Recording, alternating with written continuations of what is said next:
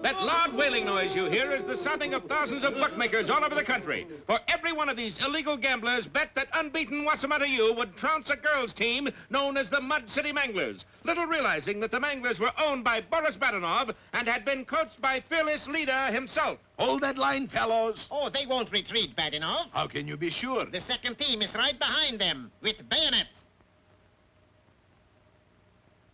What? See? The hapless bookies watched as the Manglers held Wasamata U scoreless for the first half. I'll never make another bet again as long as I live. 3-1 you do. You're on. You lose. Things looked a little brighter for our boys when Rocky decided to play the game according to some old battle plans of the war between the states. Now you're talking, Yankee. But even this idea backfired when Bullwinkle decided to take the plan seriously. But Bullwinkle... Colonel Moose to you, Corporal. Oh, boy. What direction are we heading? South? You mean south? Yes, Sue. So what? This here plan says we march north. North it is. And with flags flying, Bullwinkle began running toward his own goal line. Again? Disaster was imminent, but as fate would have it, the clock suddenly marked the end of the quarter. What's the trouble? Now the teams change goals. Moose is now running in right direction. Yes, at that moment, Bullwinkle dashed into the end zone for a touchdown. Hooray! That's 6 points! But the referee, who was under some pressure, decided... No, only 3 points. 3! It's a handicap. After all, you're playing an all-girl team. Yous wouldn't want to take advantage of a lady, would yous? But you're not a lady. Sir, yous is a cat. Penalty on the play. About time. How many yards do we get? I'm penalizing Wasamata 30 yards, insulting a lady. Yeah, but that puts us behind our own goal line. That's a touchback. Right, 3 points for Mud City. 3 points. They get an extra point for being girls.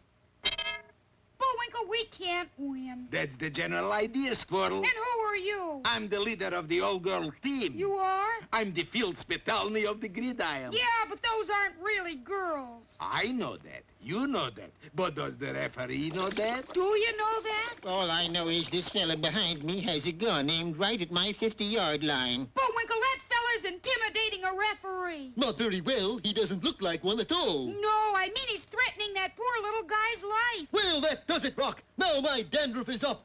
Give me those battle plans. Ladies or no ladies, this is war. And it was. In the next 10 minutes, Wasamata U replayed the entire last 2 years of the Civil War. War between the states. And this time, the South won. In that case, you can call it the Civil War. Yes, just before the final gun sounded, Rocky flashed into the clear and zoomed for the goal line. Bullwinkle, pass it to me. Ollie! But that was the moment Boris Badenov had been waiting for. He quickly seized a large rock, painted it to look like a football, and hurled it right at the unsuspecting squirrel.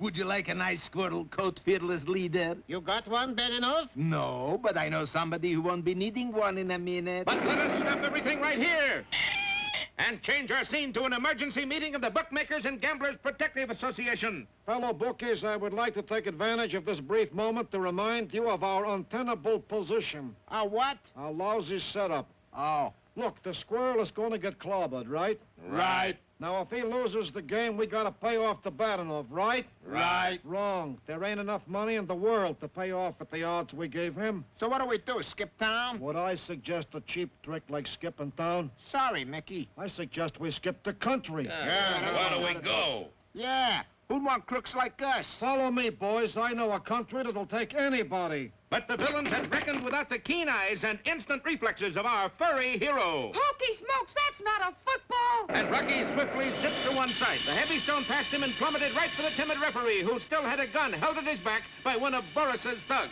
Duck! Duck! Hey, what's he mean, duck, duck? Maybe there's a flock of them coming over. Hey, that ain't no flock of ducks. That's a rock.